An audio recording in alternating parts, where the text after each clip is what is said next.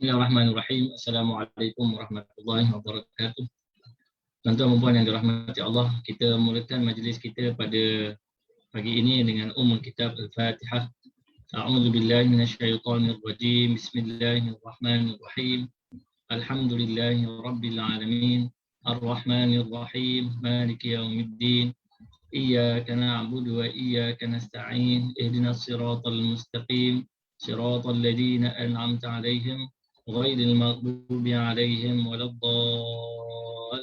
Amin. Tuan-tuan dan puan yang dirahmati Allah, syukur ya kita dapat bersama lagi pada pagi ini dalam kuliah tafsir dan juga tajwid, kuliah tajwid dan juga tafsir Ibnu Katsir. Sebagai mukadimah pada pagi ini tuan-tuan ya, saya nak maklumkan tentang berita pengambilan pelajar baru sesi 2022 Mahat Tafiz Turas Negeri Pahang ya. Jadi untuk maklumat tuan-tuan yang dirahmati Allah, pengambilan ni dah dibuka dan tarikh tutupnya ialah 7 hari lagi ya. Tarikh tutupnya ialah 7 hari lagi. Jadi sekiranya ada anak-anak kita ataupun cucu-cucu kita ataupun anak-anak saudara kita ataupun kawan-kawan kita yang berminat untuk menyambung pengajian ke sekolah menengah Mahat Tafiz Turas Negeri Pahang ini, maka tuan-tuan bolehlah minta diisi dalam borang ya. Borang boleh didapati daripada Facebook Mahat Tafiz Turas Negeri Pahang, iaitu type Mahat Tafiz Turas TURATH Turas ya, Negeri Pahang. Kemudian dalam page tersebut tuan-tuan boleh cari link borang untuk permohonan ke tingkatan 1 Mahat Tafiz Turas Negeri Pahang. Jadi lepas isi borang tersebut, isi maklumat peribadi, isi maklumat pencapaian peperiksaan akhir tahun darjah 5.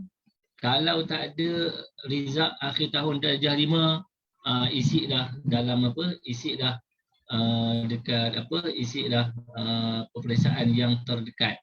Contohnya peperiksaan pertengahan tahun darjah 6 ke, ataupun apa-apa result yang latest lah, apa-apa result yang latest.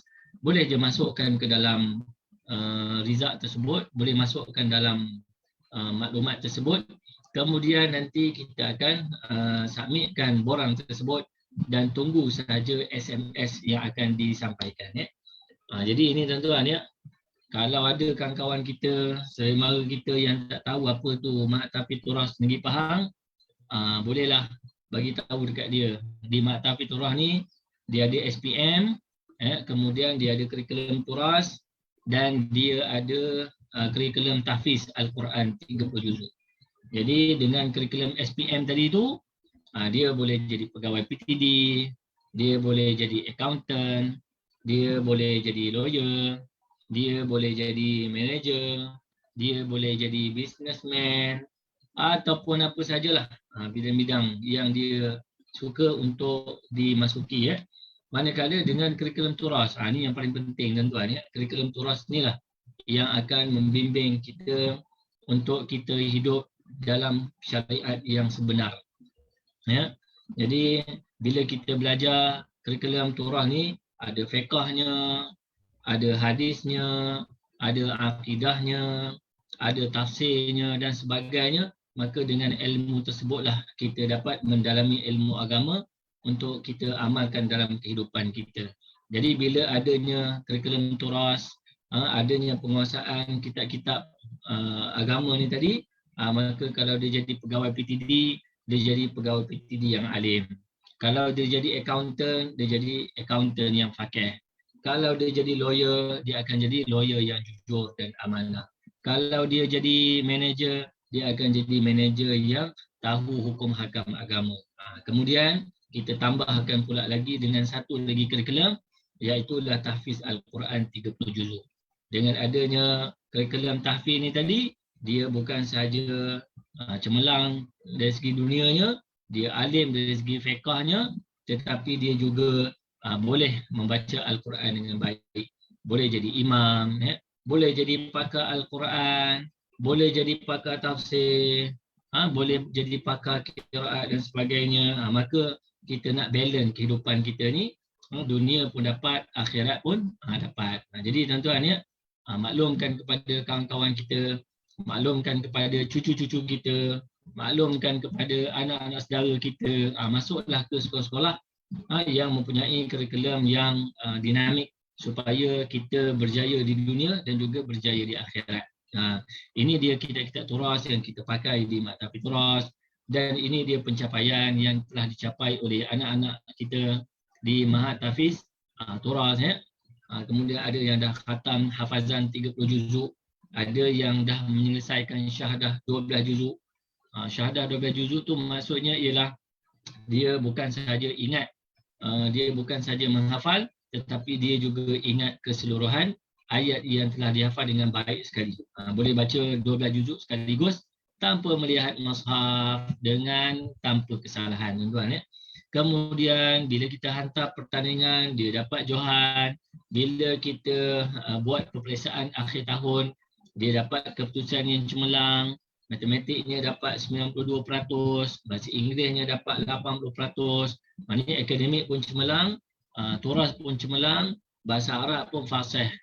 Kemudian ada yang aktif dalam core curriculum, kita hantar pertandingan peringkat antarabangsa, ada yang dapat kedudukan 10 yang terbaik. Jadi tuan-tuan ya, Tahfiz Turah ni dia bukan sahaja mengaji kitab, dia bukan sahaja belajar akademik, tapi dia juga aktif dalam core curriculum. Jadi seimbang dari segi ilmunya, seimbang dari segi fizikalnya, seimbang dari segi sosialnya, tuan-tuan ya. Jadi bagi tahu kepada kawan-kawan semua, untuk permohonan ni ada lagi berbaki 7 hari sahaja lagi. InsyaAllah pada pagi ini kita teruskan pengajian kitab tafsir kita, iaitu ayat 32 hingga ayat 36 surah At-Taubah. Ayat 32 hingga 36 surah At-Taubah. Antara intipati daripada ayat 32 hingga ayat 36 surah At-Taubah, iaitulah orang musyrik ingin menghapuskan cahaya Islam. Allah dah bagi tahu kepada kita, tuan-tuan ya, inilah niat dia. Inilah dia punya visi dia. Inilah misi mereka.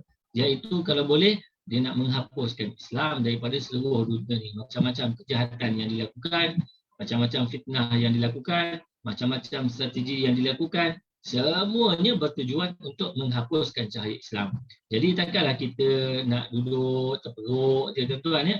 Janganlah kita nak duduk menunggu macam ayam bandar, tunggu je kena sembelih, kena makan. Jadi apa yang perlu kita lakukan? Maka dalam ayat inilah Allah Subhanahu Wa Taala memberikan panduan kepada kita bagaimana kita ingin bertindak apabila adanya orang-orang musyrik, adanya orang-orang kafir, adanya ahli-ahli kitab yang ingin menghapuskan cahaya Islam. Kemudian yang keduanya, kesesatan para pendeta Yahudi dan Nasrani. Tujuan dia supaya jangan kita tiru perangai pendeta Yahudi dan Nasrani. Jangan kita bila dah alim, jangan kita bila dah faqih, jangan kita bila dah tahu selok-belok kitab Al-Quran, kita jadi macam pendeta Yahudi, iaitu dia tahu tapi dia tidak mengamalkan isi kandungan. Dia tahu, dia sembunyikan kebenaran. Dia tahu, dia menipu pengikut-pengikut dia sehingga dia mengamalkan ataupun menyebarkan agama bukan tujuan untuk mendapatkan redha Allah, tetapi untuk mendapatkan keuntungan duniawi yang sementara. Kemudian seterusnya dalam ayat 32 hingga ayat 34 surah At-Taubah menceritakan tentang 4 bulan haram dalam Islam, 4 bulan haram dalam Islam. Jadi tuan-tuan yang dirahmati Allah, kita tengoklah nanti ya dia punya tafsiran dia pada bahagian tafsir di kemudian ini insya-Allah. Jadi kita pergi kepada analisa hukum tajwid, iaitu saya ingin mengulang kaji tentang beberapa hukum yang asas yang perlu kita kuasai sebelum kita pergi menganalisa dalam ayat yang kita akan baca ya. Jadi dalam kita nak menganalisa hukum tajwid, hukumnya tak banyak tuan-tuan ya. Banyak yang kita jumpa hukum nun mati dan juga hukum mim mati. Bila sebut hukum nun mati, bagi yang tak ingat bagi yang tak ingat. Bagi yang tak ingat, hukum nun mati bila sebut je ada 5. Yang pertama izhar, idgham ma'al gunah, idgham bila gunah, iqlab dan juga ikhfa. Bila nak tahu hukum ni, kita kena hafal dia punya huruf dia. Izhar, formulanya aghin kha'ahu. Izhar, dia punya hurufnya aghin kha'ahu. Tu formula dia. Jadi kalau orang tanya, apa dia huruf izhar? Aghin kha'ahu. Apa dia formula bagi idgham ma'al ghunnah? Menuai. Mim nun waw ya. Bila orang tanya apa dia formula bagi idgham bila ghunnah, kita pun bagi tahu. Lari, lam, ra. Apa dia formula bagi iqlab? Iaitu ba. Apa dia formula bagi ikhfa? Satu jaza, saddaka, fasiq, wa dhatazin, syaddin. Tu dia. Bila kita ingat formula-formula ni, tuan-tuan, maka bila kita jumpa nun mati, bertemu je huruf-huruf yang kita sebutkan tadi, kita dah tahu dah mana izhar, mana idgham, mana iqlab, mana ikhfa. Begitu juga dengan hukum mim mati. Jadi hukum mim mati bagi saya tak perlukan formula lah. Sebab dia ada satu-satu huruf saja, tuan-tuan ya. Contohnya kalau macam hukum ikhfa syafawi, satu je hurufnya iaitu ba. Bila sebut idgham mislain, satu je hurufnya iaitu mim. Dia tak macam nun mati ya. Nun mati dia perlukan kepada formula. Tapi hukum mim mati tak perlukan kepada formula ya. Tuan-tuan ya. Ada siapa lagi yang tak dengar? Hajar Wan Dayan tak dengar ke ataupun semua tak dengar? Cuba komen pada ruangan komen. Hajar Wan Dayan seorang je tak dengar ke ataupun semua orang tak dengar?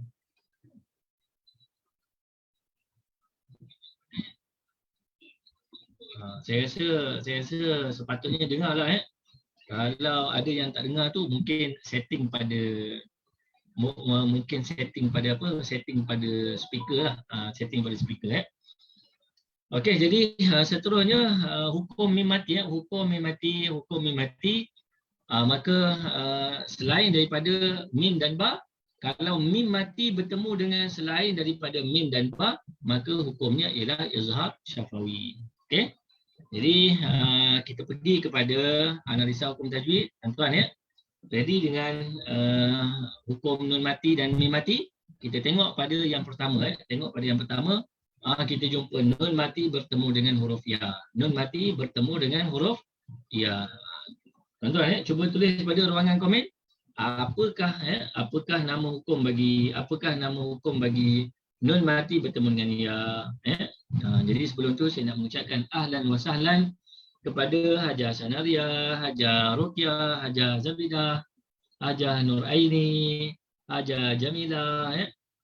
Kemudian siapa ni, Syarul Rizwan, Haji Asri, Hajar Wan Dayang, Hajar Fatimah, Haji Zafiru ya. Hajar semua lagi lah Jadi kita tengok nun mati bertemu ya. Okey, nun mati bertemu dengan huruf ya. Jadi kalau kita tengok kat sini ada yang kata idgham ma'al ghunnah, bacaan secara naqis. Bacaan secara naqis. Hajar Sanaria kata idgham ma'al ghunnah.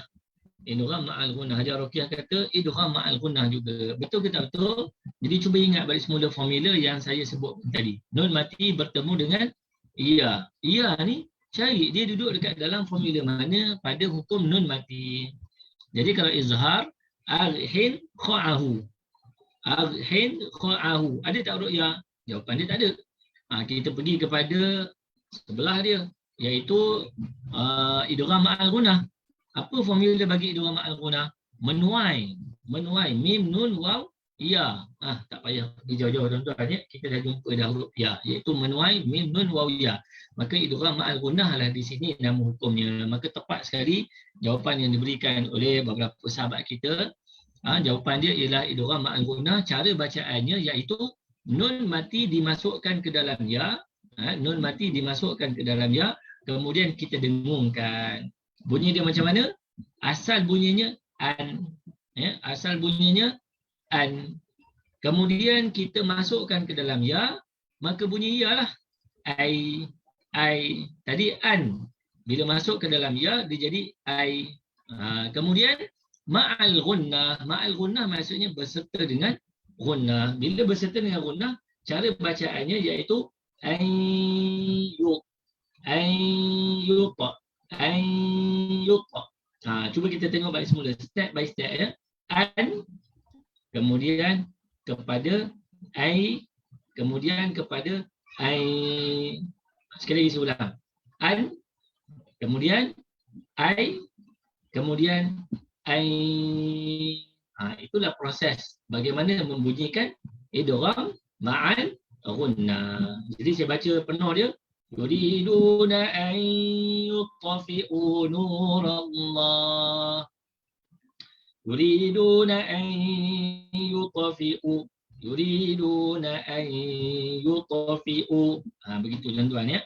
Kemudian kita terus pergi kepada yang berikutnya. Bi afwahihim wa ya'ballah. Mim mati bertemu dengan waw. Tadi hukum nun mati. Sekarang kita pergi kepada hukum mim mati. Okey tuan-tuan ni, cuba tuliskan pada ruangan komen apakah nama hukum bagi mim mati bertemu dengan waw. Mim mati bertemu dengan waw. Soalannya, hukum nun mati ke hukum mim mati? Jawapan dia ialah hukum mim mati. Ya. Jadi mim mati saya sebut tadi ada 3. Idgham mislain, izhar syafawi dan juga ikhfa syafawi. Ya. Jadi mim mati bertemu dengan mim idgham mislain. Mim mati bertemu dengan ba ikhfa syafawi.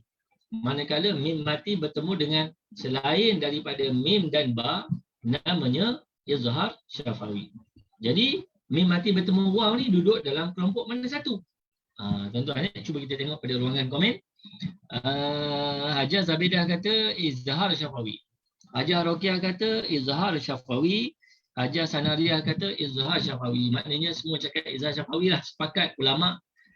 TFD Abdan mengatakan bahawa mim mati bertemu waw namanya izhar syafawi. Jawapan dia betul ke salah? Jawapan dia tepat sekali.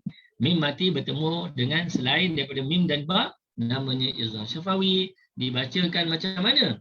Mim dibaca secara jelas tanpa didengungkan. Bi afwahihim wa ya'ballah. Bi afwahihim wa ya'ballah. Bi afwahihim wa ya'ballah. Begitu cara bacaan izhar syafawi. Kemudian kita terus lagi, kita jumpa kathiran minal ahbar. Kathiran minal ahbar. Tanwin bertemu dengan mim. Tanwin bertemu dengan mim. Cuba tulis tuan-tuan ya pada ruangan komen. Tanwin bertemu mim ni apa nama hukum dia? Tanwin bertemu mim ni apa nama hukum dia? Jadi tanwin ni dalam hukum nun mati ke hukum mim mati? Jawapan dia ialah tanwin berada dalam hukum nun mati dan tanwin. Maka nun mati dan tanwin saya sebut tadi ada 5. Izhar, idgham ma'al ghunnah, idgham bila ghunnah, iqlab dan juga ikhfa. Jadi tanwin bertemu dengan mim duduk dalam formula mana? Duduk dalam formula mana? Al-hin kha'ahu, tak ada huruf mim. Menuai mim nun waw ya, ada hukum ada huruf mim dekat situ. Maka tuan-tuan ya, tanwin bertemu dengan mim namanya idgham ma'al ghunnah. Saya bacakan cara bunyi dia. Inna kathiran minal ahbar. Inna kathiran minal ahbar. Inna kathiran minal ahbar. Ya. Kemudian kita terus lagi tahniah tahniah yang dapat jawab dengan betul. Kemudian kita terus lagi wala yunfiqunaha. Nun mati bertemu fa. Nun mati bertemu dengan fa. Cuba tulis pada ruangan komen tuan-tuan. Nun mati bertemu fa, maknanya masih lagi dalam hukum nun mati dan tanwin. Maka fa ni cuba cari. Dia duduk dekat dalam formula mana satu? Al-hin kha'ahu ke, menuai ke, lari ke, ataupun satu jeza saddaka fasih batazin syadin. Duduk dekat dalam formula mana satu tuan-tuan. Jadi kalau kita tengok dekat sini, Hajar Zabidah kata jawapan dia ialah ikhfa hakiki. Ikhfa hakiki apa formula dia? Satu jeza saddaka fasiq dhatazin shaddin. Ada tak? Ada tak huruf fa pada satu jeza saddaka fasiq dhatazin shaddin? Ada tuan-tuan ya. Iaitu pada perkataan fasiq. Jadi maknanya nun mati bertemu fa, jawapan dia ialah ikhfa Hakiki. Hajah Zabedah, jawapan betul. Hajah Rokiah, jawapannya betul. Hajah Sanariah, jawapannya betul. Tahniah kepada yang menjawab ya. Wala yunfiqunaha namanya ikhfa hakiki. Jadi cara bacaannya nun mati dibaca secara sembunyi ataupun dibaca secara tidak jelas ataupun dibaca secara samar-samar. Kemudian kita dengungkan dua harakat. Bunyi dia bagaimana?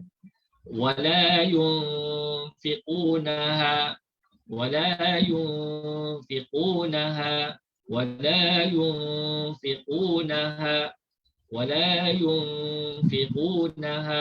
Begitu tuan-tuan ya. Kemudian terus lagi fabashirhum bi'adzabin alim. Bi'adzabin alim, tanwin bertemu dengan hamzah. Ini saya jawablah. Dia duduk dalam formula mana? Arhin qa'ahu. Arhin qa'ahu. Jadi dekat situ namanya izhar. Izhar halqi.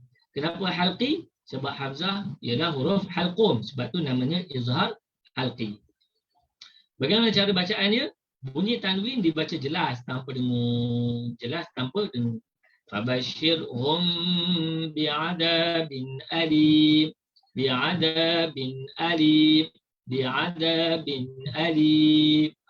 Ya, tuan-tuan ya. Kemudian kita tengok lagi sebelah dia. Mim mati bertemu dengan ba. Cuba tulis pada ruangan komen. Apakah nama hukum bagi mim mati yang bertemu dengan huruf ba? Saya sebut tadi tuan-tuan ya, mim mati ni tak payah formula sebab hurufnya satu-satu je. Izhar syafawi, idgham mislain satu huruf. Ikhfa syafawi satu huruf. Izhar syafawi tak payah hafal sebab dia selain daripada mim dan ba. Maka mim dengan ba. Ba ni huruf apa tuan-tuan? Jadi ba ni kalau kita tengok pada ruangan komen, Hajah Rokiah kata ikhfa syafawi. Hajah Zabidah kata ikhfa syafawi. Hajah Sanariah kata pun ikhfa syafawi. Betul salah jawapan dia ikhfa syafawi? Betul jawapan nama dia ialah ikhfa syafawi. Cara bacaan bagaimana? Mim mati dibaca secara ikhfa. Kemudian didengungkan dua harakat. Fabashirhum bi'adabin alim. Fabashirhum bi'adab. Ada yang baca dengan rapatkan bibir, ada yang baca dengan furjah, iaitu merenggangkan sedikit bibir. Jadi boleh baca dua-dua tuan-tuan ya. Fabashirhum bi'adab. Fabashirhum bi'adab. Begitu cara membunyikan dia. Terus pergi kepada hukum mat pula. Cuba tuliskan pada ruangan komen. Ya ayyuha, apakah nama hukum mat? Apakah nama hukum mat bagi ya ayyuha? Ya ayyuha. Ya ayyuha. Ya ayyuha. Apakah nama hukum mat? Kalau kita tengok dekat situ, huruf matnya iaitu alif kecil. Huruf matnya alif kecil. Huruf matnya alif kecil. Matnya alif kecil. Kemudian jumpa dengan hamzah. Jumpa dengan hamzah. Persoalannya dalam satu perkataan ke dalam dua patah perkataan? Jawapan dia ialah dalam dua patah perkataan tapi nampak macam satu perkataan. Sebab dari segi resamnya, dari segi tulisannya ia bercantum. Maka apakah nama hukum bagi situasi tersebut? Kita tengok pada ruangan komen. Hajah Zabidah kata mat munfasil hukmi. Hajah Sanariah kata mat munfasil hukmi. Hajah Rukiah kata mat wajib muttasil hukmi. Masya-Allah. Hajah Salmah kata munfasil hukmi. Apakah jawapan yang betul? Ingat baik-baik ya, dia punya nama dia. Kalau kita jumpa huruf mat bertemu dengan hamzah dalam dua patah perkataan tapi dua patah perkataan tersebut bercantum, maka namanya mat munfasil hukmi. Nama penuh dia mat jaiz munfasil hukmi. Mat jaiz munfasil hukmi ataupun mat munfasil hukmi. Tak kisahlah apa nama sekalipun ya. Tapi nama hukmi itu disebabkan oleh dia nampak macam mat wajib tetapi sebenarnya dia adalah mat jaiz. Puncanya disebabkan oleh huruf mat bertemu dengan hamzah dalam dua patah perkataan tapi dua patah tersebut dicantumkan dari segi resamnya. Itulah dia tuan-tuan ya. Panjang huraian dia. Jadi yang penting tuan-tuan fahamlah dia punya intipati dia, kenapa dia namakan mad munfasil hukmi, bukan mad munfasil semata-mata. Begitu juga dengan di sini. Di sini nama penuh dia mad jaiz munfasil. Dia tak ada perkataan hukmi. Sebab apa tak ada perkataan hukmi? Sebab dia bertemu sebab huruf mad dia mana? Waw. Bertemu dengan hamzah. Hamzah dia pada perkataan inna tu. Kemudian dalam dua patah perkataan yang jelas, tidak bercantum. Amanu perkataan yang pertama, inna perkataan yang kedua. Maka jelas nampak dua perkataan dekat situ. Siapa yang nampak satu patah perkataan, maksudnya dia macam cerita Piramli itulah. Siapa tak nampak, maksudnya dia dah dekat nak mati dah. Terus nampak ya. Jadi amanu perkataan pertama, inna perkataan yang kedua. Jadi kalau situasi sedemikian, namanya mad jaiz munfasil. Tak perlu tambah hukmi, ya. Kemudian dibaca berapa harakat? Mad jaiz ni dibaca dengan 4 harakat ketika wasal, diwaqafkan dengan 2 harakat. Amanu inna katsira. Kalau kita waqafkan amanu 2 harakat. Okey, kemudian kita terus lagi An-Nas namanya idgham syamsi bi gunnah. Idgham syamsi bi gunnah. Saya terus nama sebutlah sebab kita tengok jam dah nak dekat 11.30 ni. Jadi kita terus pergi kepada yang berikutnya, iaitu perkataan isna asyara. Indallah isna asyara. Ya. Okey tuan-tuan, cuba tulis pada ruangan komen. Nak baca asna ke isna ke usna? Nak baca isna ke asna ke usna? Nak baca asna ke isna ke usna? Kenapa baca dengan asna? Kenapa baca dengan isna? Kenapa baca dengan usna? Cuba tulis pada ruangan komen. Mana satukah pilihan anda sekiranya kita wakafkan inna iddatash syuhuri indallah. Kita berhenti kan? Kemudian kita nak ibtidak isna ke asna ke usna. Ya.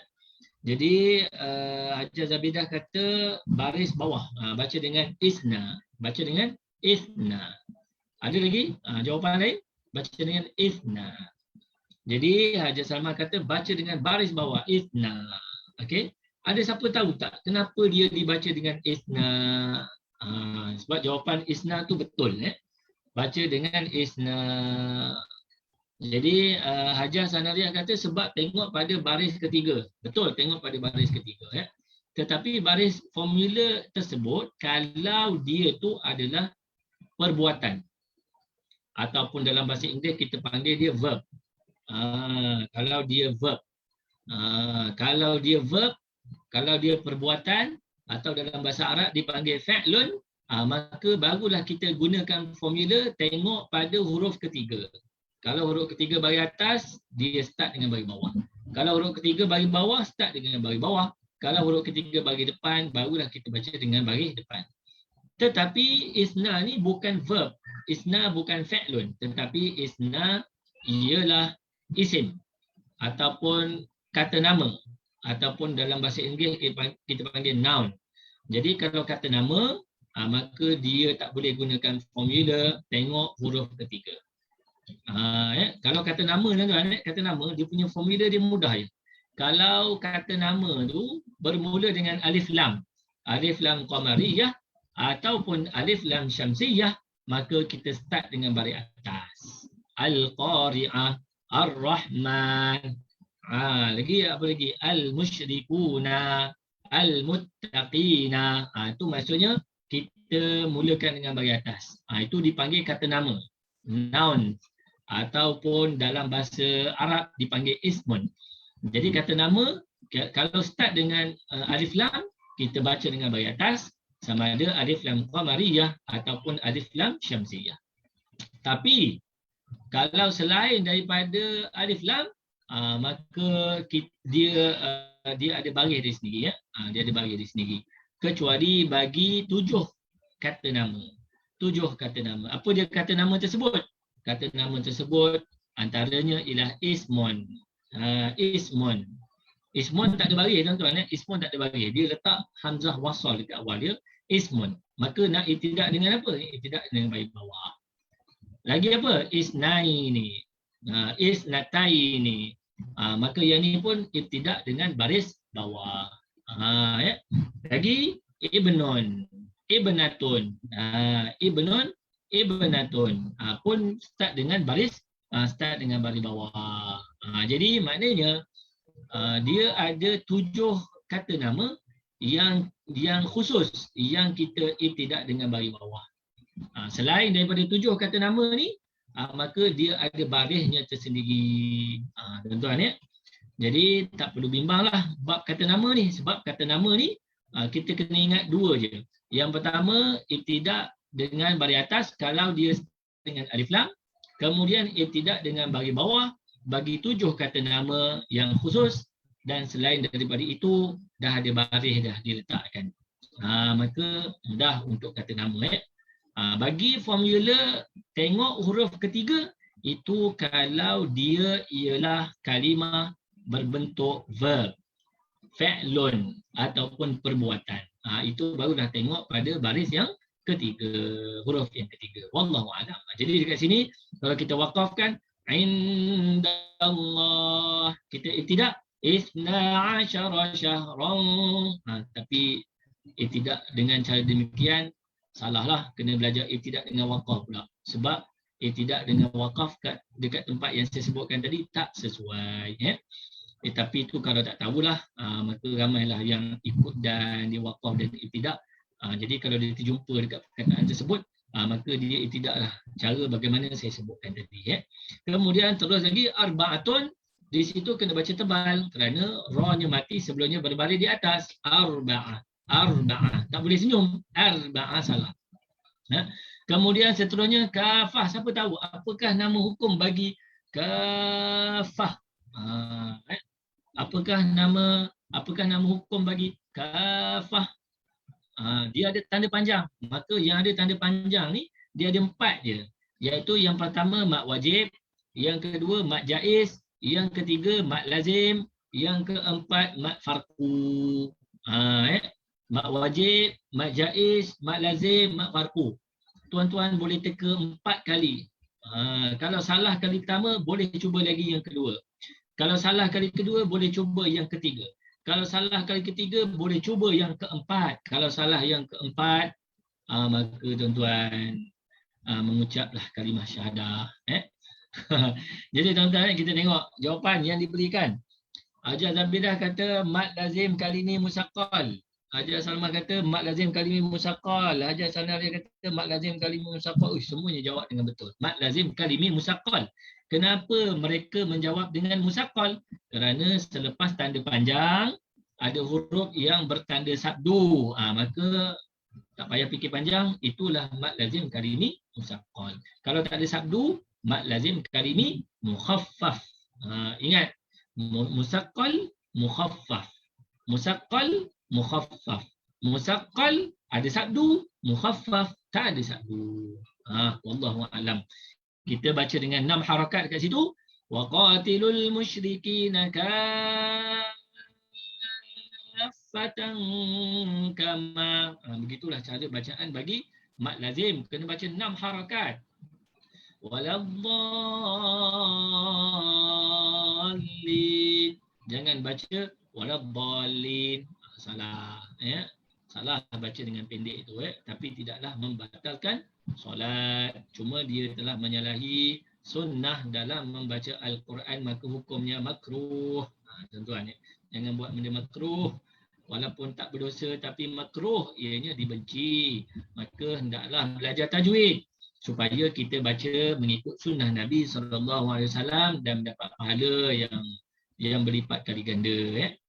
Kemudian terus lagi kita pergi kepada talaqi dan juga tahsin. Saya bulatkan tempat-tempat yang dibaca dengan dengung dan tempat-tempat yang dibaca dengan panjang. Bismillahirrahmanirrahim. Yuriduna an yutfi'u nurallahi biafwahihim wa ya'ballah وَيَأْبَى اللَّهُ إِلَّا أَن يُتِمَّ نُورَهُ وَلَوْ كَرِهَ الْكَافِرُونَ هُوَ الَّذِي أَرْسَلَ رَسُولَهُ بِالْهُدَى ودين الحق ليظهره على الدين كله ولو كره المشركون يا أيها الذين آمنوا إن كثيرا من الأحبار والرهبان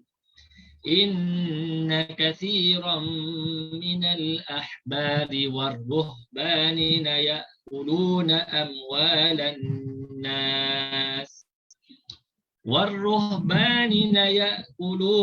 أموال الناس بالباطل ويصدون عن سبيل الله والذين يكنزون الذهب والفضة ولا ينفقونها في سبيل الله فبشرهم بعذاب أليم يوم يحمى عليها في نار جهنم فتكوى بها جباههم وجنوبهم وظهورهم هذا ما كنزتم لأنفسكم فذوقوا ما كنتم تكنزون إن عدة الشهور عند الله 12 شهرا في كتاب الله يوم خلق السماوات والأرض منها 4 حرم ذلك الدين القيم فلا تظلموا فيهن أنفسكم وقاتلوا المشركين كافة كما يقاتلونكم كافة واعلموا أن الله مع المتقين صدق الله العظيم. Tuan-tuan, kita tengok dia punya terjemahan dia, iaitu intipati. Saya ulang sekali lagi, intipatinya yang pertama, orang musyrik ingin menghapuskan cahaya Islam. Kemudian yang kedua, kesesatan para pendeta Yahudi dan juga Nasrani. Dan yang ketiga, 4 bulan haram dalam Islam. Apakah 4 bulan tersebut dan apakah larangan-larangan yang kita tidak boleh lakukan pada 4 bulan haram tersebut. Kita tengok yang pertama, yuriduna an yutfi'u nurallahi bi afwahihim wa ya'ba Allah illa an yutimma nurahu walau karihal kafirun. Apa terjemahan dia? Mereka berkehendak memadamkan cahaya agama Allah. Siapa mereka itu? Orang kafir lah. Berkehendak untuk memadamkan cahaya, iaitu memadamkan agama Allah dengan mulut mereka, iaitu dengan ucapan-ucapan mereka. Dan tetapi Allah tidak mengkehendaki selain daripada menyempurnakan cahayanya, walaupun orang-orang kafir tidak menyukainya. Allah yang mengutuskan Rasulnya dengan membawa petunjuk, iaitu Al-Quran dan juga agama yang benar, untuk dimenangkannya atas segala agama, walaupun orang-orang musyrik itu tidak menyukainya. Ayat ni tuan-tuan ya, biasa kita jumpa dalam takbir pada hari raya. Huwallazi arsala rasulahu bil huda wa dinil haqq liyuzhirahu 'ala ad-din kulli walau karihal musyrikun. Biasa kita jumpa dalam takbir raya, itulah maksudnya, iaitu walaupun orang musyrik tidak menyukainya. Apa dia punya tafsiran dia? Allah SWT berfirman bahawa orang kafir dari kalangan kaum musyrikin dan juga ahli kitab, yuriduna an yutfi'u nurallah. Mereka ini ingin memadamkan cahaya Allah, iaitu memadamkan Islam, iaitu petunjuk dan juga agama yang dibawa oleh Nabi SAW dengan hanya menempuh cara debat dan juga kebohongan. Usaha mereka itu seperti orang yang ingin memadamkan sinar matahari ataupun cahaya bulan dengan meniup mulut, tetapi tidak mungkin akan berhasil. Begitu juga dengan ajaran yang dibawa oleh Rasulullah SAW, mesti sempurna dan benar. Cantik dia punya perumpamaan dia, tuan-tuan ya. Kita nak padamkan cahaya bulan, kalau kita tutup, kalau kita tiup, memang tak mampulah. Bulan tetap akan terang benderang. Begitulah juga dengan matahari. Kita tiuplah macam mana sekalipun, tetap tidak akan mampu untuk memadamkan cahaya matahari. Begitulah perangai orang-orang kafir ini tadi, dan juga orang-orang musyrik yang ingin memadamkan agama Allah. Usaha mereka itu seperti mereka meniup matahari untuk menutup, untuk memadamkan cahayanya. Memang mustahil mereka akan mampu untuk memadamnya. Kerana apa? Kerana Allah telah berjanji, wa ya'ballah. Maksudnya dia orang ni buatlah macam mana sekalipun, tetap tidak akan mampu untuk memadamkan agama Allah. Sebab itulah kalau kita tengok daripada zaman Nabi Adam AS sampailah pada hari ini, sentiasa ada Rasul yang diutuskan oleh Allah untuk menghidupkan cahaya Allah itu. Mereka buat kesesatan, mereka buat penyelewengan, mereka menyembah berhala, mereka membunuh orang-orang Islam, tetapi Allah Subhanahu Wa Taala hantar lagi Rasul. Kemudian mereka seleweng lagi, Allah hantar lagi Rasul. Mereka seleweng lagi, Allah hantar lagi Rasul. Sehinggalah yang terakhir Nabi Muhammad SAW, Allah hantar Nabi Muhammad. Mereka cuba nak memadamkan cahaya Islam, Allah tak hantar dah Rasul, tetapi Allah hantar kaum muslimin untuk membela umat Islam. Maka kalau kita tengok tuan-tuan ya, Islam ni pada zaman kegemilangan dia tuan-tuan ya, bila kegemilangan Islam mengikut kajian mengikut kajian. Kalau bermula pada zaman Nabi SAW, 700 selepas daripada itu. 700 selepas daripada itu. Macam mana 700 selepas daripada itu? Maknanya daripada zaman Nabi sampailah ke 700. Sampailah ke 700 setelah Nabi diutuskan. Maka itu semua dalam proses kenaikan. Naik. Islam itu sentiasa naik. Sampailah ke 700 tahun selepas Nabi diutuskan, maka itu zaman kegemilangan dia. Selepas 700 tahun, 701, 702, 703, Islam sudah mula turun. Kita pada hari ini 1400 tahun. Maknanya komplit dia punya peredaran dia. 700 naik, 700 turun, maka kita berada pada zaman dia punya kejatuhan yang paling bawah sekali tuan-tuan. Maka kita nantikan akan berlaku kebangkitan Islam buat kali yang kedua. Ya, seperti mana zaman Nabi SAW. Jadi mudah-mudahan tuan-tuan ya, kita berserta dengan kaum muslimin membangunkan agama Allah Subhanahu Wa Taala, kerana kita berada dalam fasa kebangkitan Islam. Jadi mudah-mudahan kita tergolong di kalangan mereka yang termasuk dalam mujahidin yang menegakkan agama Allah Subhanahu Wa Taala dalam apa cara sekalipun.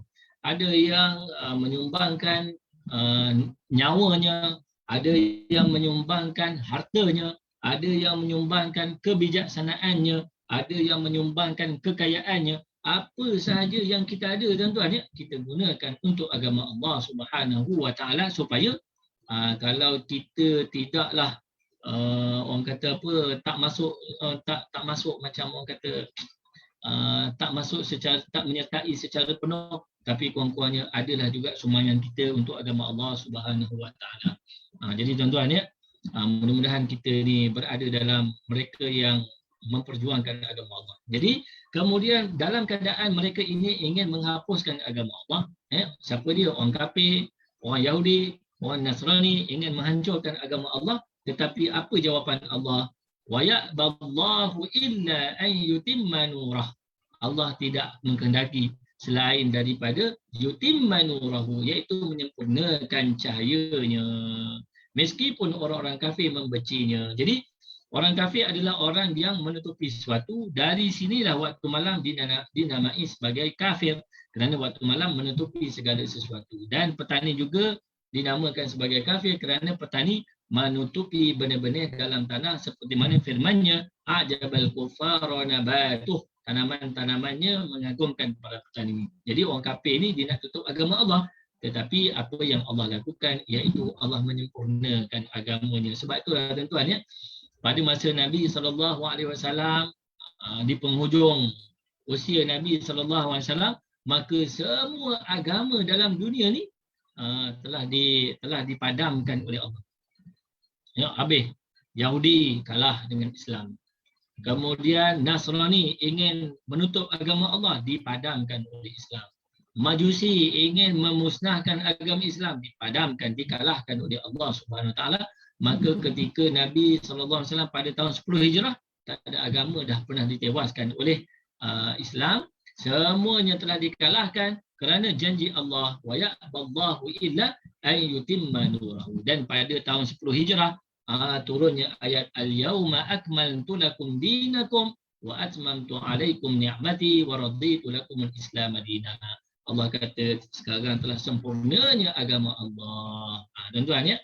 Kemudian seterusnya huwallazi arsala rasulahu bil huda wa dinil haq. Allah Subhanahu Wa Taala lah yang mengutuskan rasulnya dengan petunjuk dan agama yang benar.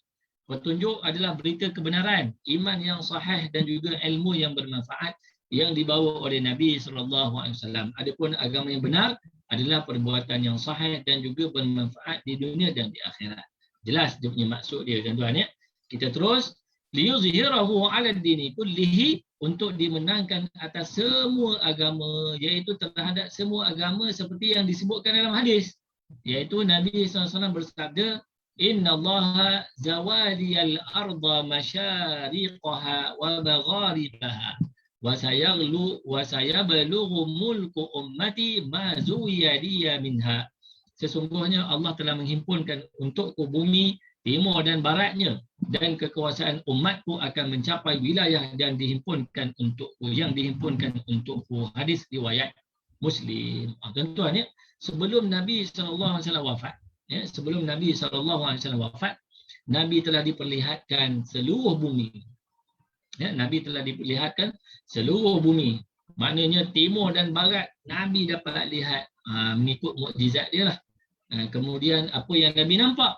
Nabi kata kekuasaan umatku akan mencapai wilayah yang dihimpunkan untukku. Maksudnya Nabi nampak dah seluruh timur dan barat akan sampai Islam kepada mereka. Allahu Akbar, tuan-tuan ya. Itulah mukjizat Nabi kan. Kita pernah baca dulu kisah bagaimana Nabi SAW ketika ingin melakukan hijrah, tiba-tiba dikejar oleh salah seorang orang kafir yang ingin membunuh Nabi SAW. Lalu Nabi menjanjikan kepadanya. Dia kata, kalau kamu biarkan aku pada hari ini, dalam keadaan Nabi menang tu, bukan Nabi merayu, suruh lepaskan dia. Tetapi Nabi bagi tahu, dia kata, kalau kamu biarkan aku, maknanya kamu pergilah balik. Kalau tidak, aku akan pancung lah. Sebab apa? Sebab pedang berada di tangan Nabi. Musuhnya berada di atas tanah. Boleh sahaja Nabi membunuh orang kafir yang mengejarnya itu. Tetapi Nabi kata, engkau lepaskan aku, kau biarkan aku selamat perjalanan pergi ke Madinah, maka aku akan menjanjikan kamu dengan mahkota Rom. Tu yang Nabi sebutkan. Sebab apa? Nabi mungkin Nabi telah mendapat wahyu daripada Allah Subhanahu Wa Taala bahawa satu hari nanti Rom akan jatuh. Rom akan jatuh di bawah panji Islam, dan ketika itu mahkota Rom akan diberikan kepada dia.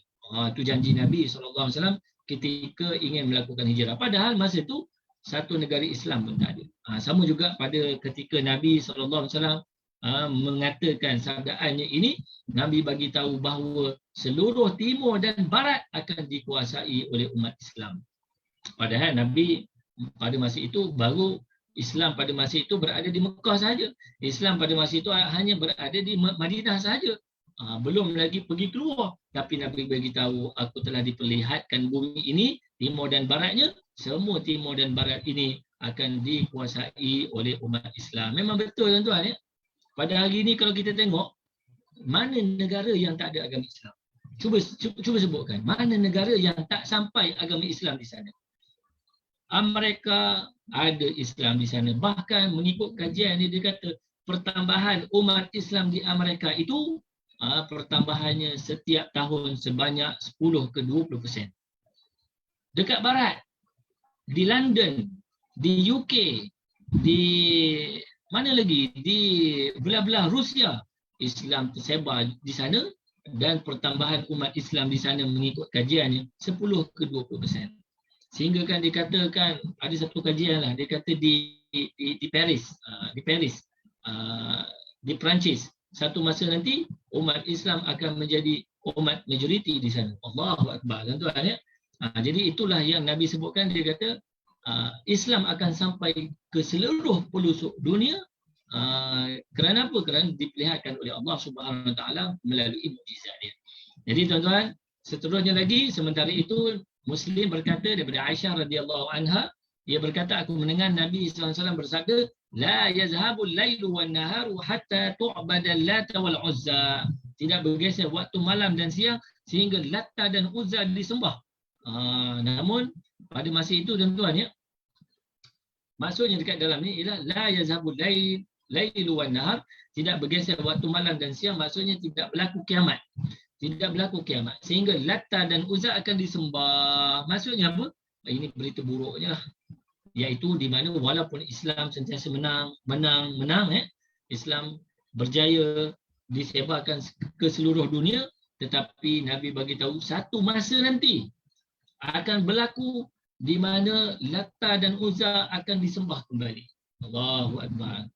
Maksudnya orang Islam pada masa itu mungkin telah dikalahkan oleh orang kafir, orang musyrik, maka menyebabkan pada masa itu hanya ada tinggal Lata dan Uzza, penyembah Lata dan Uzza sahaja.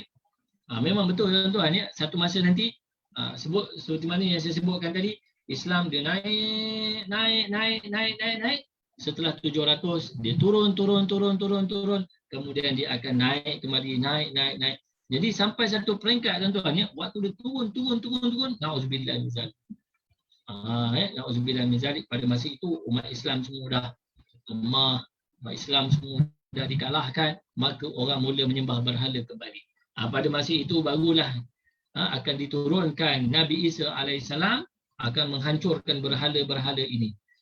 Kemudian umat Islam akan kembali gemilang semula selepas daripada itu, maka sebelum berlakunya kiamat sekali lagi umat Islam dimatikan oleh Allah Subhanahu Wa Taala sehingga tinggal orang kafir sahaja yang tidak tahu menyebut nama Allah. Pada masa itulah Nabi bagi tahu akan berlakunya kiamat. Akan berlakunya kiamat. Jadi tuan-tuan ya, Islam ni menang kalah lumrah. Sunnatullahnya memang begitu tuan-tuan ya. Kalau kita tengok pada zaman Nabi SAW, menang, kemudian kalah balik, kemudian menang, kemudian kalah balik. Kemudian Palestin ditawan semula oleh orang musyrik, kemudian dibebaskan semula, kemudian Palestin ditawan semula. Pada hari ini Palestin ditawan semula. Satu hari nanti Palestin akan dibebaskan oleh Islam. Ini kita kena yakin dan percaya. Kerana apa? Nabi menyebutkan ini dalam kitab sahihnya. Dalam hadis sahihnya menceritakan bahawa Palestin akan dibebaskan oleh umat Islam. Pada masa itu tuan-tuan ya, itu semua peristiwa kalau tuan-tuan cari, ia berada dalam hadis-hadis akhir zaman. Jadi kalau tuan-tuan nak mengetahui tentang cerita-cerita akhir zaman, banyakkan cerita bacakan hadis-hadis akhir zaman, tuan-tuan akan jumpakan peristiwa-peristiwa akhir zaman di mana satu hari nanti Palestin akan dibebaskan. Orang Yahudi yang sedang menawan Palestin pada hari ini akan diperangi oleh umat Islam sehabis-habisnya. Sehingga satu masa nanti ketika orang Yahudi bersembunyi di belakang batu, batu pun akan berkata, wahai orang Islam, di belakang aku ini ada orang Yahudi, maka perangilah mereka, maka bunuhlah mereka. Maksud nak ceritanya bahawa Islam akan gemilang pada satu hari nanti. Namun selepas gemilang akan turun balik semula. Dan pada masa itu inilah yang disabdakan oleh Nabi, la yazhabul lailu wan nahar hatta tu'bada Lata wal Uzza. Maknanya sebelum berlakunya kiamat, orang Islam semua dah tak ada. maka yang tinggal hanya orang kafir, masa pada ketika itulah akan berlakunya kiamat. Tuan-tuan ya, aku berkata ya Rasulullah, aku mengira ketika Allah menurunkan huwallazi arsala rasulahu bil huda wa dinil haq, Allah lah yang mengutuskan rasulnya dengan petunjuk dan agama yang benar, bahawa ia telah sempurna. Beliau pun bersabda, Nabi bersabda, dia kata apa? Sesungguhnya akan terjadi setelah itu apa yang dikehendaki oleh Allah SWT, kemudian Allah mengirimkan angin baik lalu mematikan setiap orang yang di hatinya terdapat iman meskipun hanya sebesar biji sawi, sehingga tinggallah orang-orang yang tidak memiliki kebaikan sama sekali, lalu mereka kembali kepada agama nenek moyang mereka. Inilah yang berlaku sebelum berlakunya kiamat, tuan-tuan ya. Allah SWT mengirimkan angin yang baik, maka angin yang baik ini akan mematikan seluruh orang Islam, mematikan seluruh orang beriman. Walaupun hanya ada iman sebesar biji sawi pun, mereka akan mati. Maknanya, tuan-tuan ya, sebelum berlakunya kiamat, maka tak ada orang Islam. Jadi maknanya, pada hari ini, kalau kita tengok, orang Islam ada di mata-mata. Walaupun iman sebesar biji sawi, nama je Abu, namanya Kasim, nama je Abdullah, tapi semayang bang tidak, tapi dari iman sebesar biji sawi, maka belum lagi berlaku kiamat, tuan-tuan ya. Bila berlakunya kiamat nanti, Abu, Ahmad, Abdullah yang ada iman sebesar biji sawi, walaupun dia tidak semayang apa, semuanya akan dimatikan oleh Allah SWT melalui angin yang dikirimkan. Kemudian bila dah mati belaka, tuan-tuan, tinggal siapa? Tinggal orang kafir sahaja. Maka ketika itulah berlakunya kiamat. Maka kita ni tak sempatlah nak tengok matahari berlaga sama-sama dengan planet-planet lain. Tak nampaklah depan mata kita hancur, meletup bumi dan segala planet-planet, gunung ganang akan ditiupkan seperti angin, seperti kapal-kapal. Pada masa itu kita tak sempat nak tengok, tuan-tuan. Sebab apa? Sebab semua umat Islam telah dimatikan oleh Allah Subhanahu Wa Taala sebelum berlakunya kiamat. Kemudian habis cerita bab yang sedemikian, maka tuan-tuan ya, Islam ni, umat Islam ni dia akan naik turun, itu perkara lumrah, itu perkara biasa, itu sunnatullah.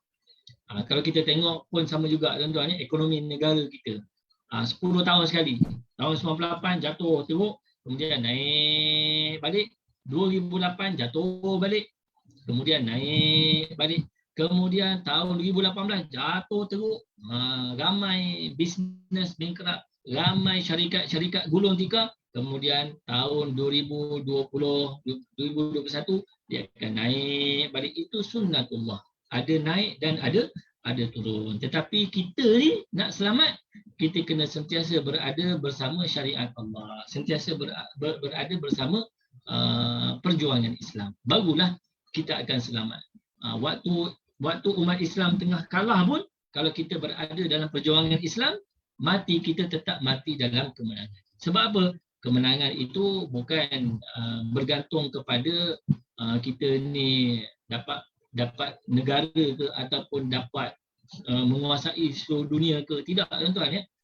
Kemenangan itu definisinya ialah selagi mana kita berada bersama perjuangan Islam, selagi mana kita berada bersama tali Allah, maka walaupun kita mati dalam keadaan umat Islam telah ditewaskan, maka itu juga adalah merupakan satu kemenangan buat kita, kerana kita akan mendapat keredaan Allah Subhanahu Wa Taala, kerana membantu agama Allah Subhanahu Wa Taala. Samalah macam yang berlaku di Palestin. Walaupun kita tengok pada hari ini orang Palestin sedang ditindas, ya, orang yang mati syahid tu, adakah dia kalah? Adakah orang yang mati kena tembak dengan Israel itu dia dikira sebagai kalah? Jawapan dia tidak. Dia adalah orang yang berjaya di sisi Allah. Walaupun Palestin masih lagi berada dalam tawanan Israel, walaupun Palestin sedang dijajah oleh Bani Israel, tetapi orang yang mati syahid itu, mereka menang di sisi Allah. Itu maksud yang saya nak sampaikan. Iaitu, walaupun Islam berada dalam keadaan ditindas, walaupun Islam berada dalam keadaan dihina, tetapi kita kena berada dalam perjuangan Islam supaya mati kita ni mati dalam keadaan kemenangan di sisi Allah Subhanahu wa taala. Kemudian habis bab tu, maka kita pergi kepada ayat yang berikutnya, ayat 34 hingga ayat 35 surah At-Taubah. Ya ayyuhalladzina amanu inna katsiran minal ahbari war-ruhbani la ya'kuluna amwalan nasi bil batil wa yasudduna an sabilillah. Kita tengok terjemahan dia. Wahai orang yang beriman, sesungguhnya sebahagian besar daripada orang alim. Siapa dia? Yahudi dan juga rahib-rahib Nasrani. Memakan harta orang dengan jalan yang batil. Jahat ni. Pendeta, orang Yahudi dan juga Nasrani memakan harta manusia dengan jalan yang batil. Mereka, yang kedua, mereka menghalang-halang manusia daripada jalan Allah. Dahlah makan harta yang batil, kemudian menghalang manusia daripada jalan Allah. Kemudian yang ketiga, orang-orang menyimpan harta emas dan perak dan tidak menafkahkannya pada jalan Allah. Ini lagi kejahatan-kejahatan yang dilakukan oleh pendeta ni tadi. Maka beritahukanlah kepada mereka bahawa mereka akan mendapat seksa yang pedih. Sampaikan kepada pendeta Yahudi dan Nasrani yang memakan harta, yang menghalang jalan Allah, yang menyimpan emas dan perak. Mereka ini kita kena bagi tahu kepada dia bahawa mereka akan mendapat seksa yang pedih. Ayat berikutnya, pada hari dipanaskan emas dan perak itu di dalam neraka Jahanam, lalu dibakarnya dahi mereka, lambung mereka, punggung mereka, lalu dikatakan kepada mereka, inilah harta benda yang kamu simpan untuk dirimu sendiri, maka rasakanlah akibat daripada apa yang kamu simpankan itu. Allahu Akbar, tuan-tuan ya. Jadi dalam ayat ini menceritakan tentang perangai buruk pendeta Yahudi dan Nasrani. Perangai buruk pendeta Yahudi dan Nasrani. Apa perangai buruk dia? Yang pertama, dia makan harta orang dengan jalan yang salah. Kemudian dia menghalang manusia daripada jalan Allah. Dan yang ketiga, dia menyimpan emas dan perak. Tak boleh ke menyimpan emas dan perak?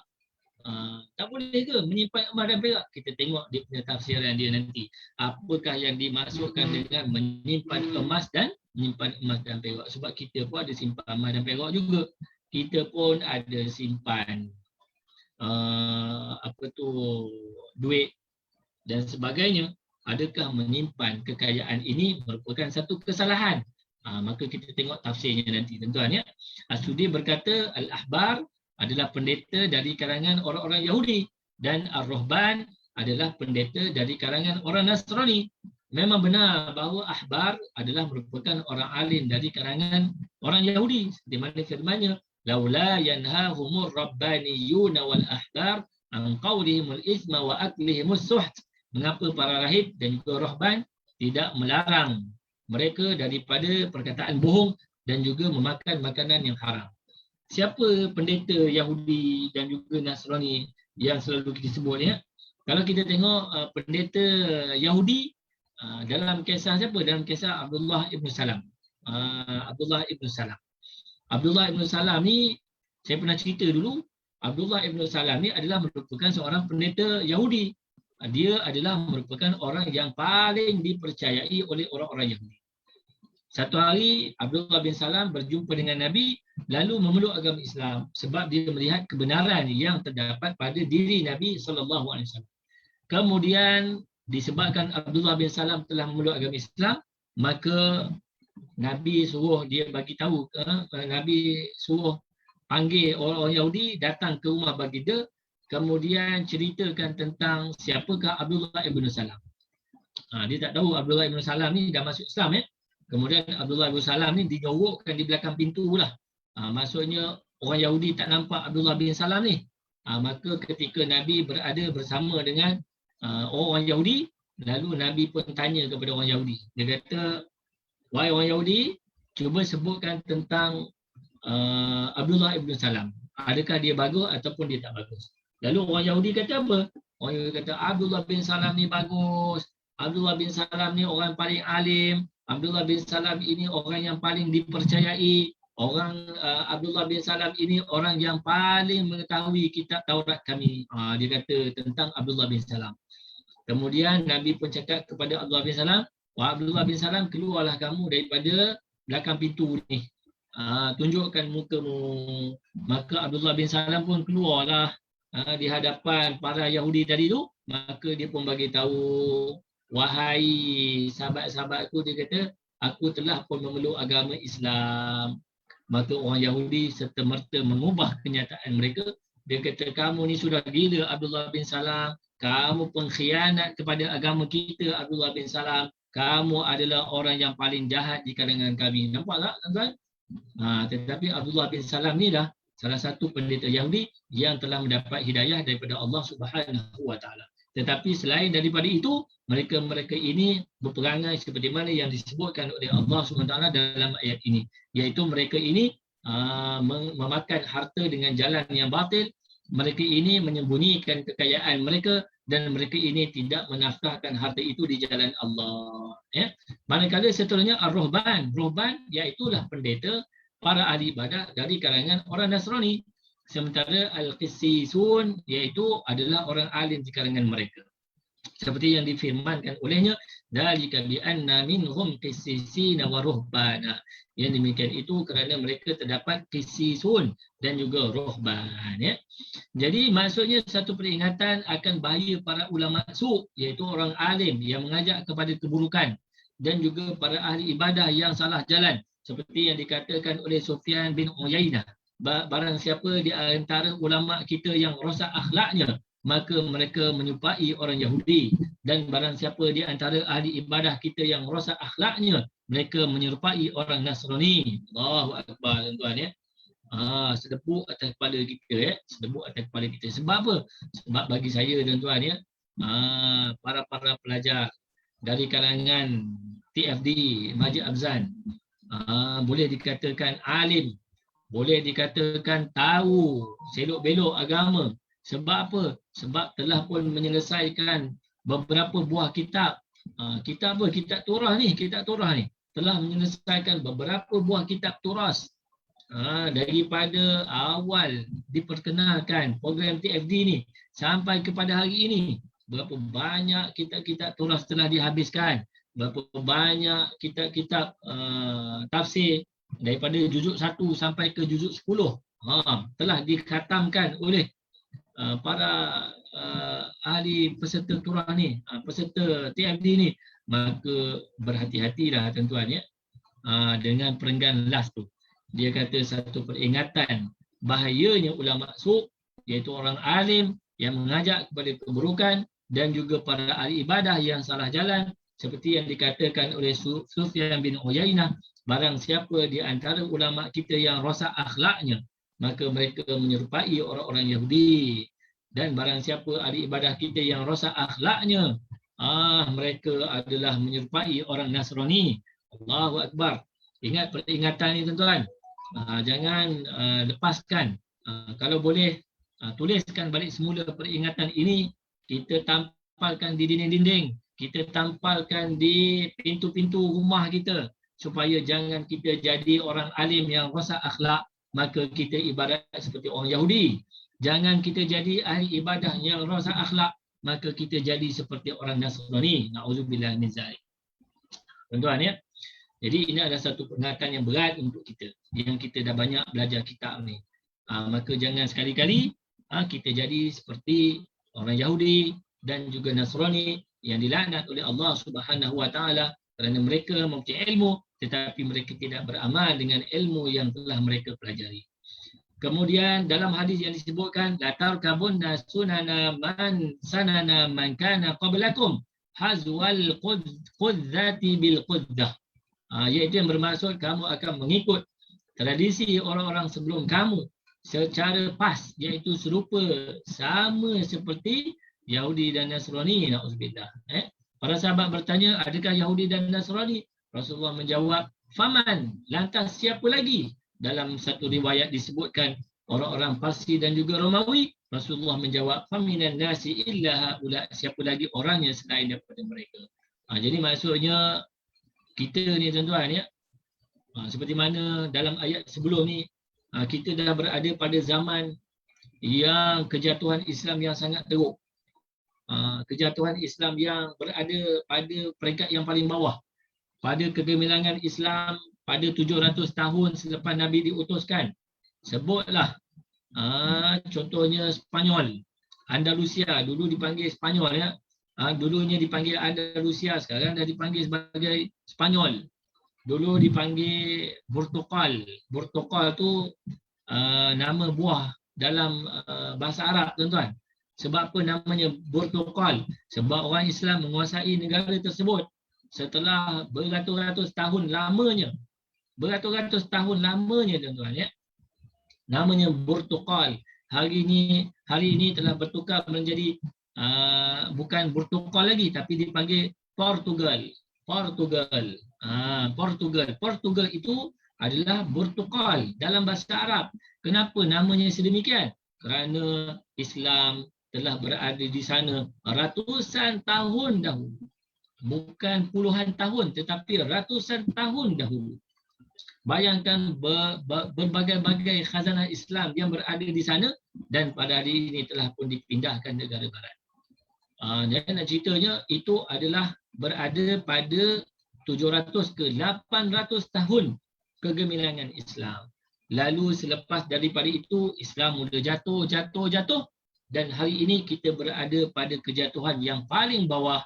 Dan pada kejatuhan ini Nabi pesan, dia kata la tarkabunna sanana man kana qablakum hazwa qudzati bil qudzah. Allahu akbar. Kamu akan mengikut tradisi orang-orang sebelum kamu. Siapa dia? Yahudi dan Nasrani. Qudzah bil qudzah. Qudzah bil qudzah maknanya sebiji ikut. Yalah tuan-tuan ya.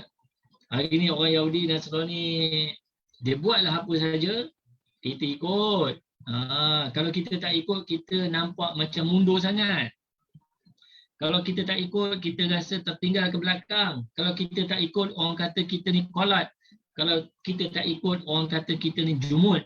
Sebab itulah kalau kita tengok umat Islam kita pada hari ini, apa sahaja yang dilakukan oleh Yahudi dan Nasrani, apa sahaja yang dilakukan oleh golongan musyrik ini, kita ikut sebiji-sebiji. Allahu Akbar. Sampailah masanya tu tuan-tuan ya. Maka apa kita nak buat? Apa kita nak buat?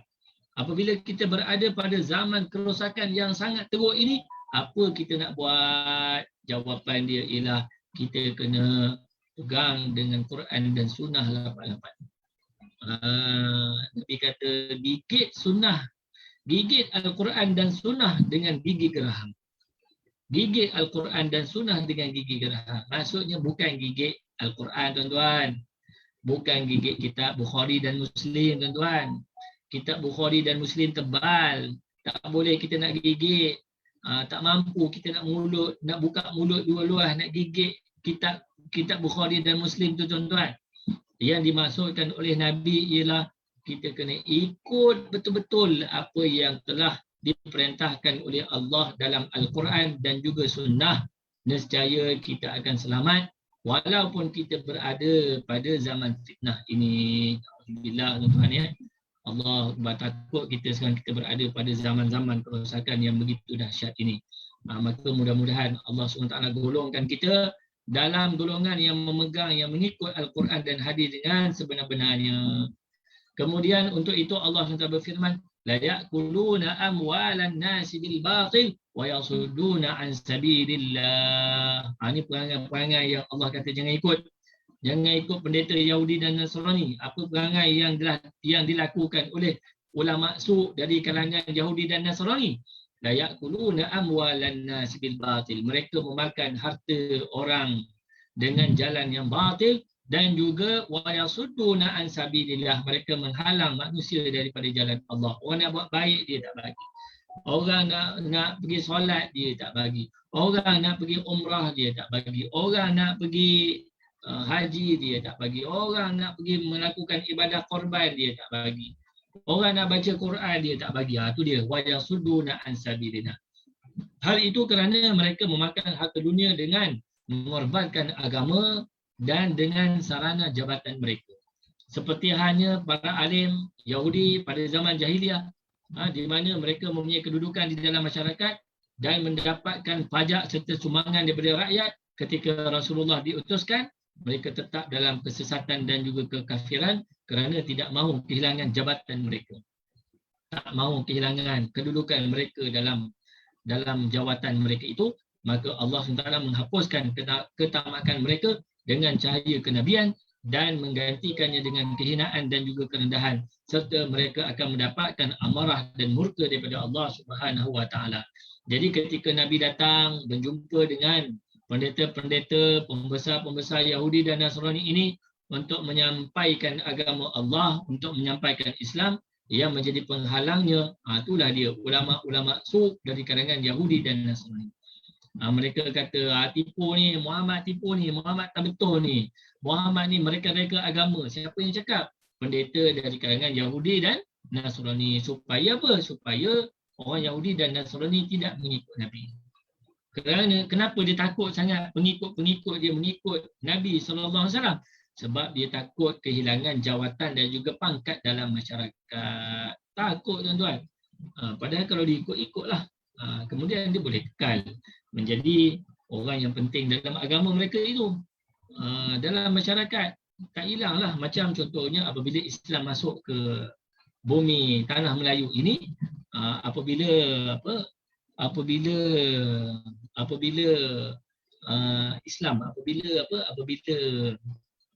Islam masuk ke tanah Melayu kita ni, maka dia datang kepada raja-raja, dia datang kepada sultan-sultan, sultan menerima Islam dan sultan tetap kekal dengan jawatan sultannya, sultan tetap kekal dengan jawatan rajanya, maka tidak berubah. Tetapi orang Yahudi dia tak mahu macam tu.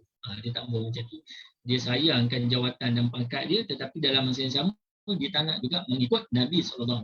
Lalu yang berlaku ialah Allah menghinakan pendeta-pendeta Yahudi dan Nasrani. Akhirnya pengikut-pengikut mereka ini mengikut agama Allah dan mereka terus hilang jawatan dan pangkatnya, lalu duduk dalam kehinaan. Dua kali rugi dia tuan-tuan. Kemudian seterusnya wa yasudduna an sabilillah, menghalang daripada jalan Allah. Salah satu perangai ulama su di kalangan Yahudi dan Nasrani, iaitu mereka menghalang manusia daripada jalan Allah. Yang ini di samping memakan makanan yang haram, mereka juga menghalang manusia daripada mengikut kebenaran, mencampur kebenaran dengan kebatilan, berpura-pura di hadapan para pengikut mereka sebagai orang yang menyeru kepada kebaikan, padahal perbuatan mereka tidak seperti apa yang mereka teriakkan. Mereka adalah para penyeru yang mengajak ke dalam api neraka dan di hari kiamat tidak akan mendapat pertolongan. Yalah tuan-tuan ya. Kan banyak berlaku kalau kita baca ya. Pendeta Yahudi dan Nasrani, padri-padri kata tak boleh kahwin. Padahal kahwin tu adalah merupakan sunnatullah. Kahwin tu adalah merupakan fitrah yang Allah telah berikan kepada setiap manusia. Tapi dia kata bila dah jadi padri tak boleh kahwin. Tetapi senyap-senyap dia melakukan sumbang mahram. Senyap-senyap dia melakukan penzinaan. Senyap-senyap dia melakukan kerosakan. Jadi tuan-tuan ya, maka itu yang disebutkan. Dia depan manusia, depan pengikut nampak baik sangat, tapi belakang rupanya melakukan kejahatan. Itu perangai orang Yahudi dan juga orang Nasrani, pendeta-pendeta dia. Kemudian salah satu perbuatan jahat yang dilakukan oleh ulama su daripada Yahudi dan Nasrani, apa dia? Walladzina yaknizuna adh-dhahaba wal fiddata wa la yunfiqunaha fi sabilillah. Mereka orang-orang yang menimbunkan emas dan perak, tidak menafkahkannya di jalan Allah. Mereka adalah jenis ketiga dari orang-orang yang dipandang oleh masyarakat, di mana masyarakat akan memerlukan para ulama, ahli ibadah dan juga orang-orang kaya. Jika tiga kelompok manusia ini rosak, maka rosaklah keadaan masyarakat, seperti yang dikatakan oleh Ibn Mubarak, وَهَلْ أَفْسَدَ الدِّينَ إِلَّا الْمُلُوكُ وَأَحْبَارُ سُوءٍ وَرُهْبَانُهَا. Dan agama itu tidaklah menjadi rosak melainkan kerana perbuatan para raja, ulama su dan juga para pendeta. Sebab itulah tiga golongan ni disebutkan oleh Nabi dalam hadis, dimasukkan ke dalam neraka tiga golongan ni yang mula-mula sekali. Siapa dia? Iaitulah pemimpin, kemudian orang agama, kemudian orang kaya. Tiga golongan ni jaga-jaga. Kalau tuan-tuan rasa termasuk di kalangan tiga kumpulan ni, maka berhati-hatilah kerana banyak pesanan Nabi terhadap 3 golongan ni, iaitu para pemimpin, yang keduanya ulama, yang ketiganya orang kaya. 3 golongan ni jaga-jaga. Allahu Akbar. Kalau dalam satu orang tu ada tiga ni, lagi bahayanya tuan-tuan. Mereka berada di tebing-tebing jurang. Kalau silap pergerakannya, silap tindakannya, mereka akan jatuh ke dalam gaung tersebut, maka berada dalam keadaan yang sangat-sangat rosak dan binasa, tuan-tuan. Maka 3 golongan ni, ahli ibadah dan juga ulama ni, maka disebutkan dalam ayat ini, pendeta-pendeta ni dia menimbunkan emas dan perak, kemudian dia duduk senyap gitu je. Dia tak bagi dekat orang susah. Sepatutnya bila dah emas perak banyak, maka bila ada orang yang memerlukan datang, bagilah. Macam kita pada musim pandemik baru-baru ni, tuan-tuan ya. Saya ucapkan syabas dan tahniah kepada pengelola-pengelola dapur impak ke apa tu namanya, dekat masjid tu kan. Maka dekat program tersebut kita simpankan makanan, beras, gula, tepung dan sebagainya, diletakkan di masjid-masjid. Bila orang memerlukan datang, dia kata saya lapar, saya perlukan beras, saya perlukan gula, saya perlukan tepung, kita pun bagikan kepada orang yang memerlukan. Maka itulah baru yang dianjurkan dalam Islam. Tetapi yang dilakukan oleh pendeta Yahudi dan Nasrani ini ialah yaknizuna zahaba wal fiddah. Mereka menyimpan emas dan perak, wala yunfiqunaha, dia tidak menafkahkan, dia tak sedekahkan, dia tak bagi kepada fakir miskin emas dan perak yang dia simpan itu. Maka ayat berikutnya Allah kata fabashirhum bi'adzabin alim, maka bagi tahu kepada mereka, mereka akan ditimpa dengan azab yang berat. Ya. Sedangkan yang dimaksudkan dengan al-kanzu, Imam Malik berkata Abdullah bin Dinar daripada Ibnu Umar adalah harta yang tidak ditunaikan zakatnya. Itu maksud dia, tuan-tuan ya. Kalau kita menyimpan harta, kalau kita menyimpan emas, kalau kita menyimpan perak, selagi mana kita membayar zakat, selagi mana kita mengeluarkan 2.5% daripada harta tersebut, maka ia tidaklah dinamakan sebagai al-kanzu yang dilaknat oleh Allah ini. Yang dimarahi, yang diancam dengan siksaan berat ini ialah mereka yang menyimpan tetapi tidak mengeluarkan zakat. Berapa kadar emas yang dikenakan zakat? Iaitu sebanyak 85 gram. 85 gram.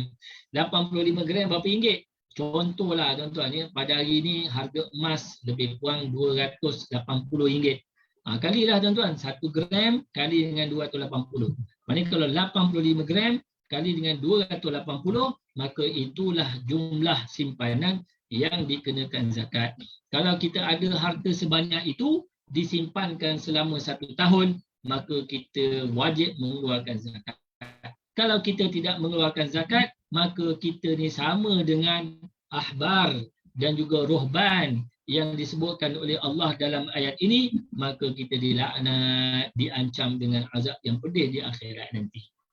As-Sawri dan yang lainnya berkata daripada Ubaidillah, daripada Nafi', daripada Ibnu Umar yang berkata harta yang dikeluarkan zakatnya maka tidak termasuk dalam al-kanzu meskipun berada di bumi yang ketujuh. Sedangkan harta yang tidak terlihat dan tidak dikeluarkan zakatnya, maka harta tersebut termasuk di kalangan al-kanzu. Hal ini diwakilkan oleh Ibn Abbas, Jabir dan Abu Hurairah secara mauquf dan juga Umar. Berkaitan hal ini, Umar bin Khattab berkata harta yang dikeluarkan zakatnya maka tidak termasuk dalam al-kanzu meskipun terpendam di dalam tanah, dan harta yang tidak dikeluarkan zakatnya maka harta tersebut termasuk al-kanzu di mana pemiliknya akan distreka dengan api meskipun berada di muka bumi. Allahu Akbar. Tuan-tuan ya. Ada emas tak 85 gram? Kalau ada emas 85 gram yang disimpan selama 1 tahun, keluarkan zakat, tuan-tuan. Dalam bab zakat ni 85 gram yang disimpan ya. Kalau perhiasan yang dipakai itu tak dikenakan zakat sekiranya tidak menyalahi uruf. Kalau menyalahi uruf, tu kena tengok balik dalam kitab fiqh macam mana urufnya.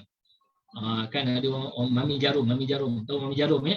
Mami jarum tu orang pakai satu urat je, dua urat je.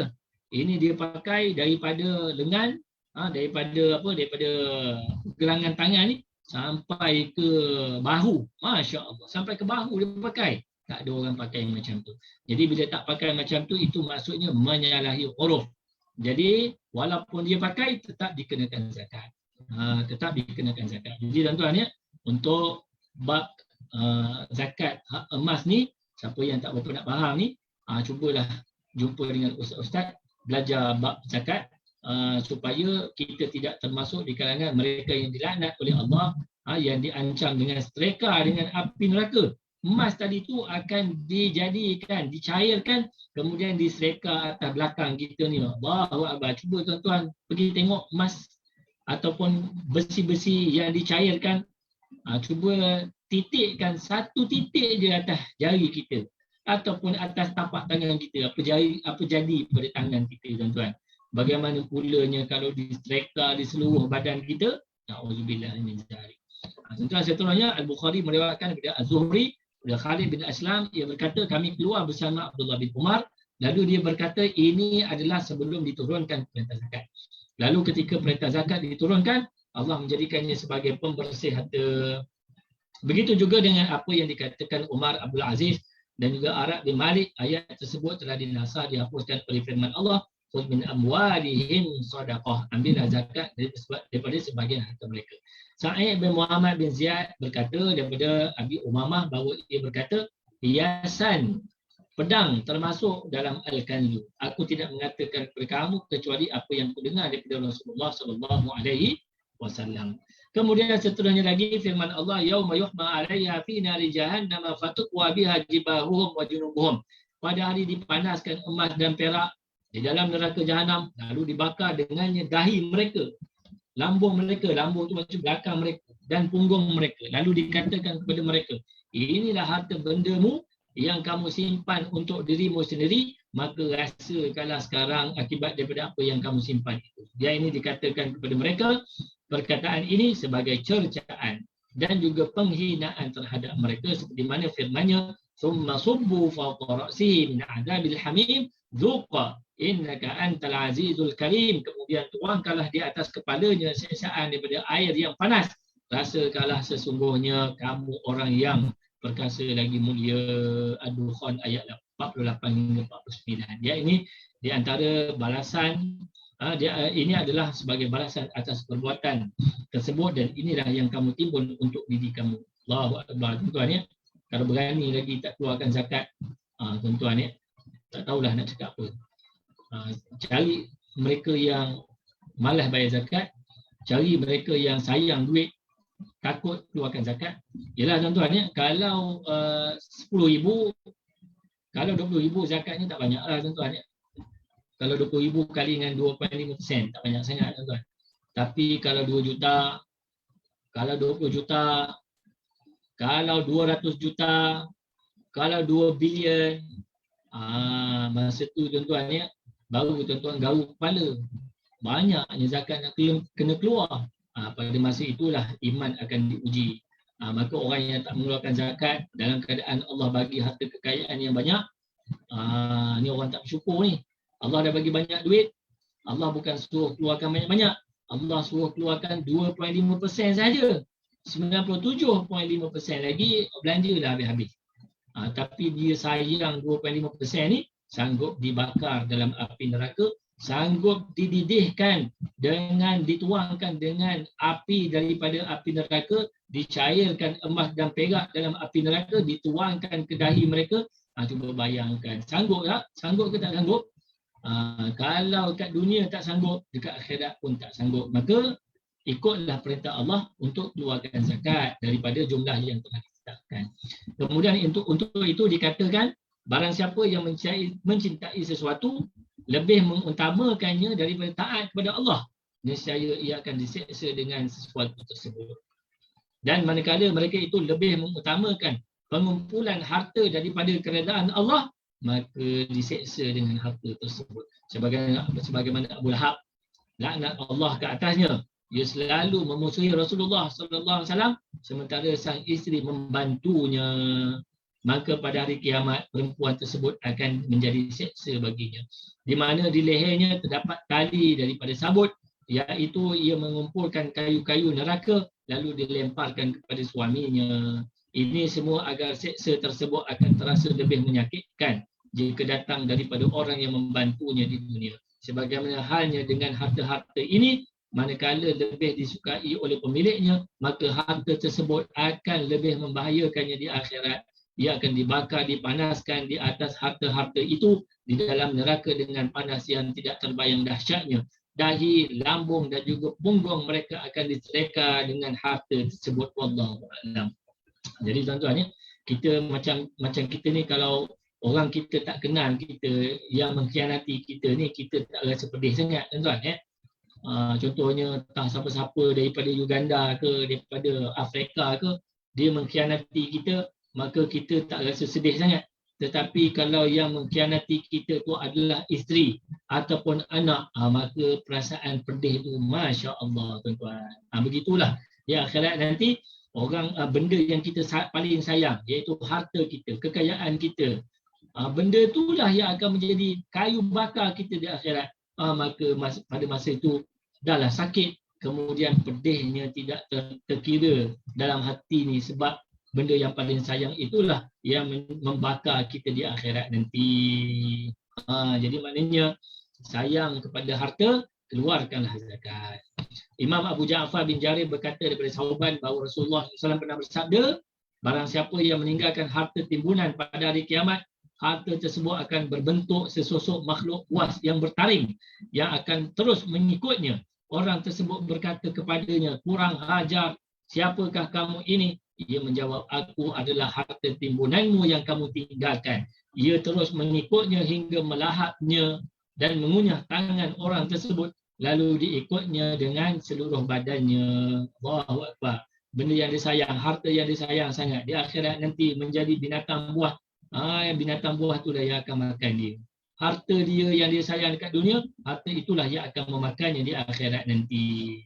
Kemudian Nabi beritahu tidak seorang pun yang tidak mengeluarkan zakat hartanya kecuali pada hari kiamat nanti ia dibuatkan lempengan-lempengan daripada api lalu diserekakan kepada lambungnya, dahinya dan punggungnya, iaitu pada hari yang ukurannya sama dengan 50,000 tahun hingga diputuskanlah urusan para hamba lalu diperlihatkanlah kepadanya jalannya apakah ke syurga ataupun ke neraka. Na'udzubillah min zalik.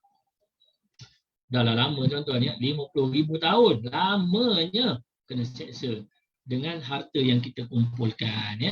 Kemudian dalam tafsir ayat ini Al-Bukhari bin Husam Zaid bin Wahab ia berkata, aku melihat Abu Zar. Yang ni cerita dia panjang tuan-tuan ya. Saya singkatkan cerita dia lah. Saya singkatkan cerita dia. Abu Zar ni dia rampas harta orang yang simpan harta ni. Dia pantang jumpa orang simpan harta, dia rampas harta kali tu. Jadi orang pun marah lah. Bila orang marah, dia kata kenapa pergi rampasnya? Rupa-rupanya dia tak bagi orang simpan. Dia tak bagi orang simpan. Lalu bila disampaikan berita itu kepada Amirul Mukminin, bila disampaikan kepada Amirul Mukminin, jangan buat macam tu sebab yang tak boleh bukan simpan. Yang tak boleh ialah kalau dia simpan dan tidak membayarkan zakat. Barulah lepas daripada itu perbuatan tersebut dihentikan tuan-tuan ya. Kenapa Abu Zar berperangai sedemikian? Sebab dia baca hadis Nabi ini. Dia kata, aku tidak suka jika aku memiliki emas sebesar gunung Uhud dan setelah lewat 3 hari aku masih memiliki sebahagiannya kecuali 1 dinar yang aku simpan untuk membayar hutang. Maksudnya Nabi ini adalah Nabi ini perangai dia ialah dia tidak simpan kekayaan dia. Dia tak simpan lama kekayaan dia. 3 hari dia paling kuat 3 hari je. Selepas daripada itu dia akan bagi, dia akan sedekah, dia akan sedekah. Maka oleh sebab itulah Abu Zar tu buat seperti mana yang Nabi buat. Yang tak tahannya dia pergi suruh orang lain buat macam mana yang dia faham. Jadi tuan-tuan yang dirahmati Allah, itulah dia pengajaran daripada ayat yang kita baca. Mudah-mudahan tuan-tuan ya, kita yang diberikan ilmu yang banyak ini, yang dah habis banyak kitab ni, maka kita diberikan taufik dan hidayah untuk kita amalkan segala apa yang kita tahu dan kita minta jauh daripada dilaknat oleh Allah disebabkan kita melakukan apa larangan-larangan yang kita dah tahu menyebabkan kita dilaknat oleh Allah SWT. Na'udzubillah min dzalik. Mudah-mudahan kita menjadi manusia yang taat. Aku lu qauli hadza wa astaghfirullahal azim li wa lakum. Assalamualaikum warahmatullahi wabarakatuh. Bismillahirrahmanirrahim. Allahumma arhamna bil Qur'an waj'alhu lana imama wa nura wa hudan wa rahmah. Allahumma dzakkirna minhu ma nasina wa 'allimna minhu ma jahilna. Warzuqna tilawatahu ana al-laili wa atrafan nahar waj'alhu lana hujjatan ya rabbal alamin. Walhamdulillahi rabbil alamin. Kita jumpa lagi pada minggu depan insya-Allah. Assalamualaikum warahmatullahi wabarakatuh.